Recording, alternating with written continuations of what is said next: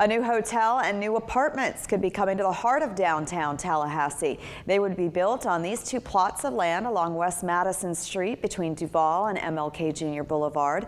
A developer has put an $11 million bid to buy that property from the city.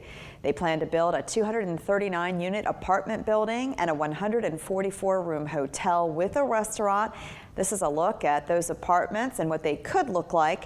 This rendering is included in the City Commission's agenda for next Wednesday's meeting. That's when they're expected to vote on the sale. If it goes through, the developer is hoping to start construction next year and complete it in 2020.